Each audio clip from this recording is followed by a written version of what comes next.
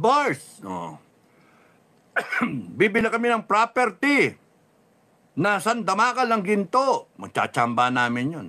Tayo ng ginto, papahukay namin, papagawa namin gold bar. Tapos padadala namin dyan sa Switzerland. Thank you. Kamusta kayong lahat, no? Lolita Pleno said hi. Mayor Chino Pa. Naniniwala ka bang may nangyaring dayaan sa eleksyon? Oo, meron. Alam nyo, anything that happens in an election, no, good or bad, is the responsibility of COMELEC. Yes or no? Yes. Okay. Ngayon, kung may nangyaring, may problema sa makina, malfunction, kung may nangyari na finid mong ganyan, lumabas, iba. Binoto mo, Duterte, lumabas, iba. Kung kunyari may nangyaring bayaran, kanina kausap ko, 3,000 ang bayad. Pero ibang pamilya, 10,000. Isang pamilya, 10,000. Pucha, mga bilihan ng boto. Ginagapang gabi. Anong ginagawa ng COMELEC? Kung kunyari yung counting, merong 26 million na, biglang naging 21 million. Bakit? Ano ito, lokohan? Transmit. Ayun na, in-update. 26 million, biglang, 21 million. Ano ba yan? Hindi, sasabihin, glitches, double counting. Hindi foolproof yung system.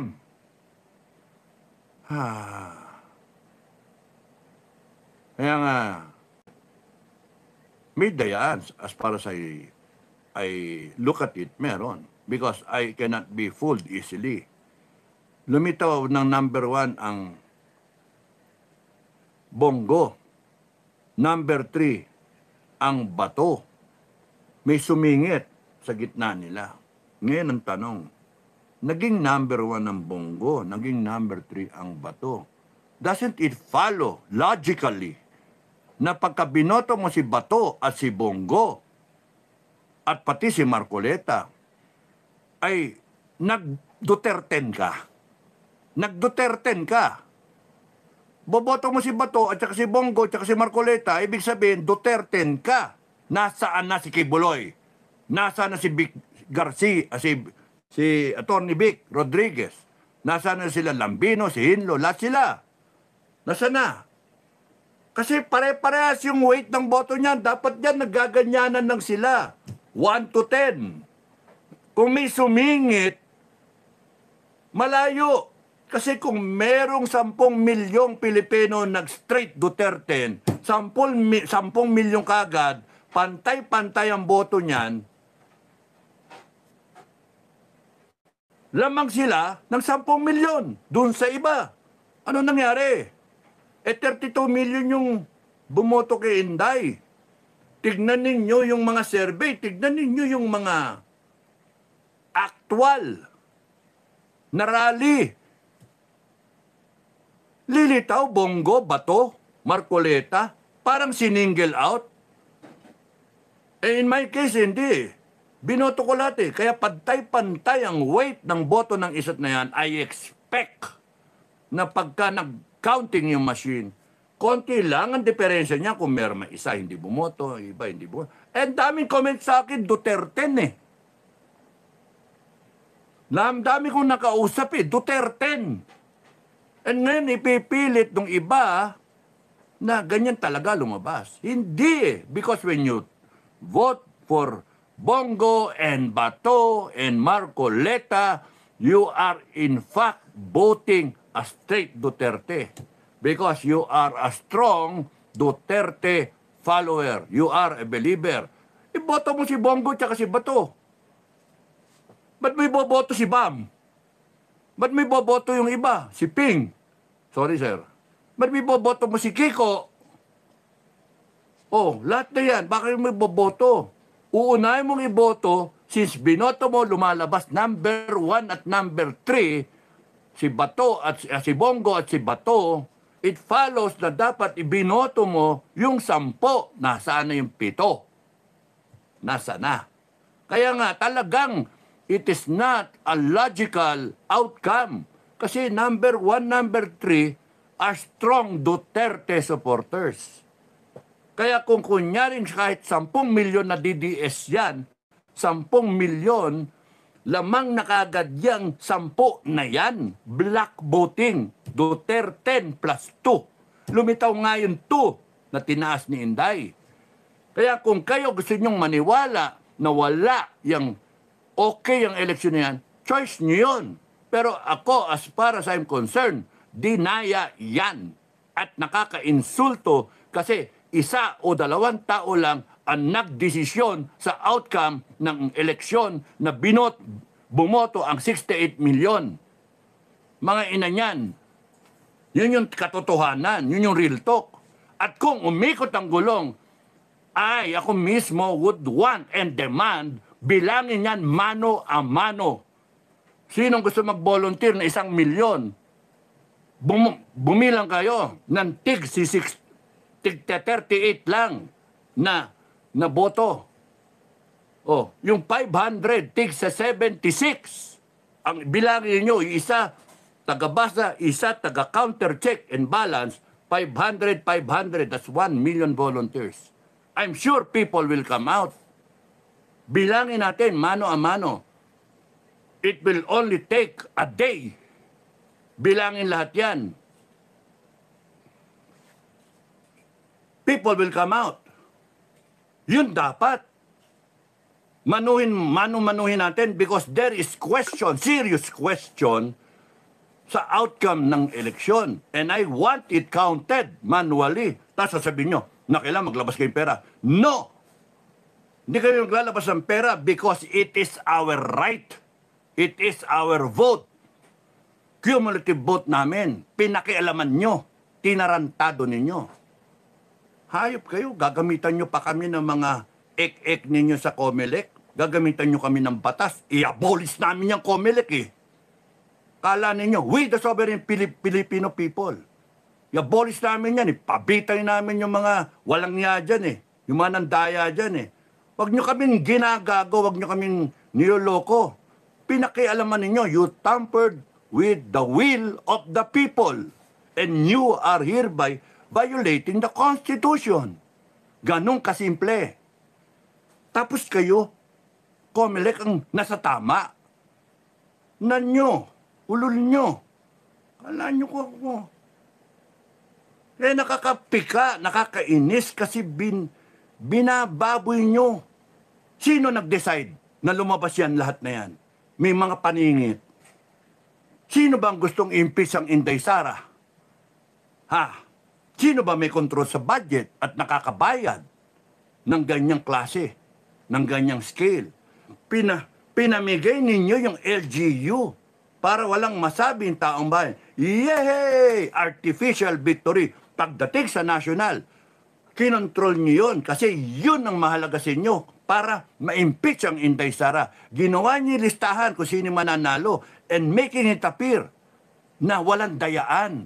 Pinalusot niyo yung 3. Pinalusot nyo. Pero kayo gumawa ng listahan and you are fairly confident that you have the numbers, you have the guilty vote because lalaglagan nyo ng pera. Yun yung reality dyan. Kaya Inday Sara, huwag kayong, at mga nakapaligid, mga advisor, huwag kayong kumpante. At mauwi kayo sa kangkungan. And I'm saying this because we should not take this sitting down. We should protest. We should show how much we disapprove yung ginawa na to na binaboy tayo. Minsan lang tayo na magkakaroon ng halaga yung salita natin. Kokontrolin pa ng iilang tao, 1, 2 tao, yung outcome ng eleksyon na yan. Yung gusto nyong sabihin, yung gusto nyong iboto, di ba bastos? Di ba demonyo? Tapos tatakutin tayo na nagsasalita. Address ninyo yung concern namin. Huwag ninyong iwasan. Huwag ninyong, ano tawag doon? Sangga-sanggain. There is a legitimate complaint. You explain in public. Ipakita nyo na walang dayan. Gusto nyo, buksan natin eh. Bilangan tayo. Many people will volunteer. The sovereign Filipino people will volunteer. Natatakot kayo kasi matutuklasan. Bilangin lang 1 milyon lang magbilang eh. Ng 38 eh. Tapos yung bilangan na yan, mano-mano, 38 million votes. O tiga 68 pala. 68 million votes. Tapos yan. Then makita natin ano yung actual. Hindi ako naniniwala na natalo ang BG Party List. Hindi ako naniniwala na talo ang Epanaw. But hindi ako naniniwala na panay lefties ang nanalo. Ano ba yan? Pinili ninyo yung mga lilitaw. Para mawala yung question, paano? You show to the people. Manu-manuhin natin. Let's have that discipline. Manu-manuhin natin. Bilangin natin. O gusto nyong hintayin ninyo na umikot ang gulong? At talagang mamanu-manuhin namin. Pagka yan, umikot ang gulong. Madam President, parang type ko Ikot yung gulong Tapos manu-manuhin natin to In public, with all the cameras, with all the live. Lahat ng vlogger, tawagin. Both sides. Manu-manuhin natin to, bilangin natin. At pagka natuklasan, under house arrest siyempre, ang mga taga-Comelec. Pagka natuklasan na talaga dinaya nyo, yari kayo sa amin. Walang kapatawaran yan. Ninanakaw ninyo ang kinabukasan ng bansa na ito. Binababoy ninyo ang kagustuhan ng mga Pilipino as the sovereign Filipino people. It became the sovereign voice of just 2 people. Hayop kayo. 2, 3, 4, 5 people. Dinesisyonan nyo kung sino yung lalabas sa itaas, pinabayaan nyo ilalim para little victories, tuwan-tuwa yung tao. Yay, panalo tayo, panalo. Duterte country. Talo yung Cebu. Talo si Trililing. Little victories. And then, wagam, binungkunan na ninyo sa Magic 12. Minagic talaga ninyo. Doesn't make sense. So yun yung sa akin. Inday Sara, you stand up. Madam President, you stand up. Tapusin mo to. Because mayayari ka. Yayariin ka. Now, kung gusto niyo umabot sa ganyan, yun yung gusto niyo Wala kami magagawa. Yun yung problem. Okay? Mayor Chino pa. Yes, naniniwala akong dinaya. Ang daming mga dahilan. Merong nag-overvoting. Ano ba naman yan, overvoting? Ha? That's disenfranchisement. Bumoto yung tao. Hindi na bilang yung boto niya because of overvoting. Sa akin, simple lang yan. In-explain mo. Bigyan mo ulit ng papel. Limited yan. Hindi, may extra lagi yan Bigyan nyo ng papel ulit and then teach them. Puta. It is election time. Ang bida dyan taong bayan, hindi Comelec. Utusan lang kayo. Ang bida taong bayan, importante at sagrado ang boto ng bawat isa. Kung may problema, let him vote. Bigyan nyo ng panibagong papel. Namputya, gastos kayo ng gastos, ang laki-laki ng budget, tapos nun, bababa natin yung overvoting. You are violating the Constitution. You are denying that person the right to vote. Kung anong gusto niya, you are making sure that it is not an honest and fair election because meron na kayong bias against one person.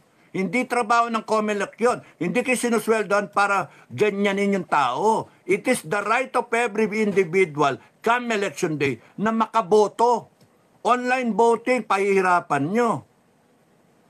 Anak ng tokwa kayo, COMELEC, sara dapat kayo. Sara kayo, i-reboot dapat kayo. Nanggagalit kayo ng taong bayan. Sinusweldohan kayo, tas ganyan kayo. Ang yayabang nyo pa. Kung mag-aasta kayo, kala ninyo, gagaling ninyo dyan. Eh, kitang-kita naman. Anong ginagawa nyo doon sa mga nagbabayad sa boto? Aber. Anong ginagawa ninyo doon sa mga reklamo ng mga tao? Tapos sa papalitawin ninyo pa yung mga tao, may mali. Animal kayo. Kaya dapat kayo isara. You do not understand na ang boss ninyo taong bayan. You do not understand that you have to protect what each and every Filipino wants to vote, wants to, yung kanyang opinion. In a democracy, it counts. Kaya nga lahat pinaboboto eh. Tapos here you are, dedesisyonan ninyo ng ilang tao, yung outcome. Here, questionable kasi yung outcome talaga. Kahit sa nyo daan, putya 26 million na magiging 21 million. Ano yun? Saan galing yun? Kasi ang layo. Ang layo. Ang bongo, does it make sense? 6 million ang lamang doon sa iba. Hindi yata logical yun ah. Kasi pantay-pantay mo. Uy, puta, boom, ibagsak natin. Ginagago nyo kami eh. Sorry, pero yun yung pagkakaintindi ko. At least you explain, COMELEC. You're shabby. Hi, it's news. Kap, sino ang tingin mo makakalaban ni BP Sara sa 2028? Magalong. 2028 because Magalong is last term niya, 2028. So some people will invite Magalong to make a run for president. Tulfo. Yan. Tatlo na sila, no? Magalong, Tulfo.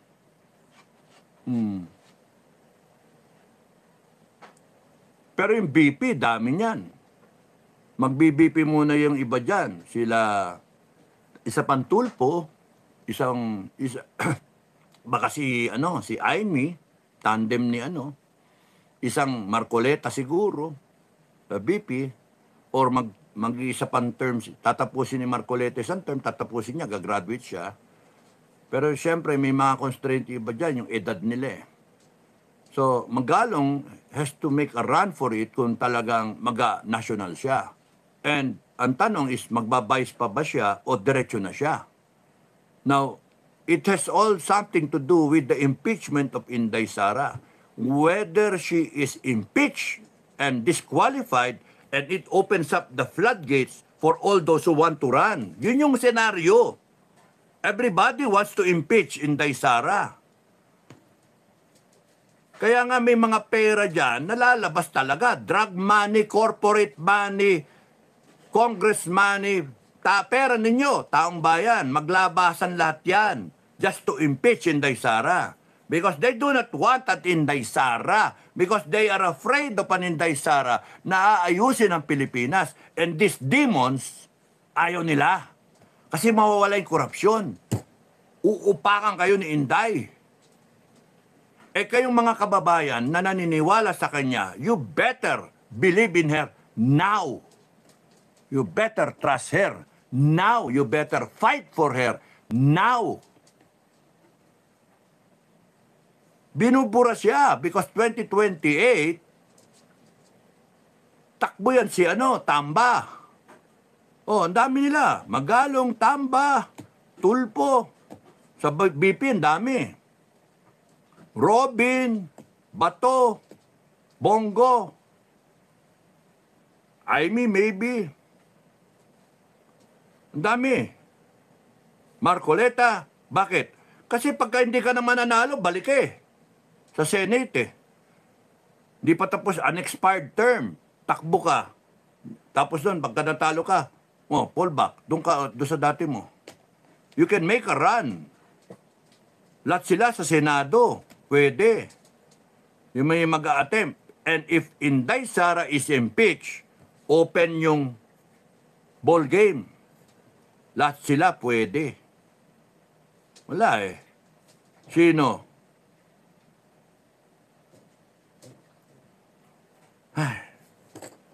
Kaya Filipino people, lalo na yung mga DDS, you decide. You decide. Kayo ang magpapatunay if indeed Inday Sara will be impeached or if she will become the 18th president. Nasa inyo. Nasa inyo. Mayor, thank you. Tama ka dyan, Kapdado, dapat konti lang diferensya nila. Thank you, Mayor Chino pa. Kaya nga binawasan siguro, 26 naging 21 kasi ang layo eh. Paano nangyari yon? Black voting. Ba't ha? You mean the 5 million did not vote for Bato? Ganun eh. But they voted for Bam Aquino? Question mark. Did not vote for Marcoleta? Ang layo. Para may mali doon na. Bawasan nyo. Ma-obvious. Biglang, boom ko na. Ayun na. Tinapyas ang 5 million. Now it's logical. Black voting. Pero, hindi pa rin. Nasaan yung 7? Wala. Si Tony Vic at ACQ at Tony Lambino dapat pasok din. Correct! Lahat sila pasok. Kung merong may ilalaglag dyan, si Ipe. Itong iba, panay attorney eh.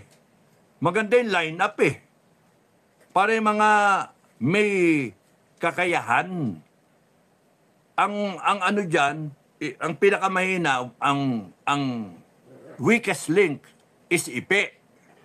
So, at the very least, 9 out of 10 pumasok.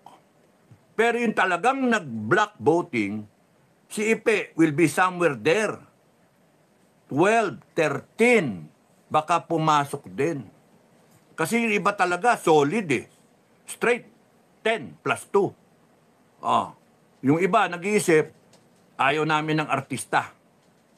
Yun nga ang problema, ayaw na yung artista, pero pumasok si Leon Guerrero.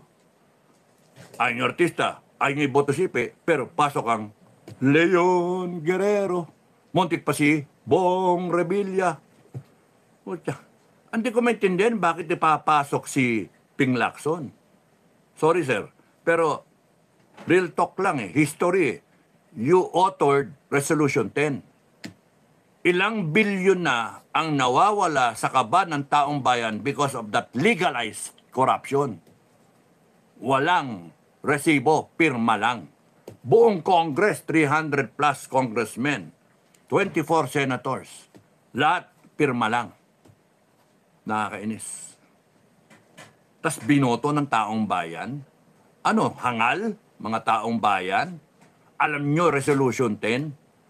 Ginago tayo, ninanakawan tayo, tapos iboboto nyo yung author.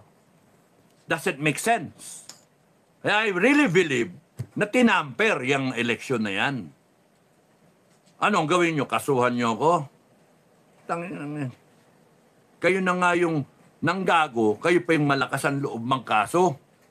Subukan nyo. Subukan nyo. Buisit kayo, kakainis kayo. Mga demonyo. Hill.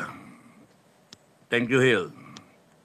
Norlin Picache, greetings. General Iking, nakahabol din sa vlog mo maghanap ng konting pagkakitaan sa labas almost every day tuwing 10 p.m.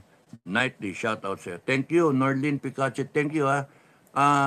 I hope matulungan ka namin. Be a member. Sasagutin ko na yung ano mo, yung shares mo ha. Sasagutin ko na. 1 share. Sasagutin ko na. Doon dito sa ating cooperative, no? Para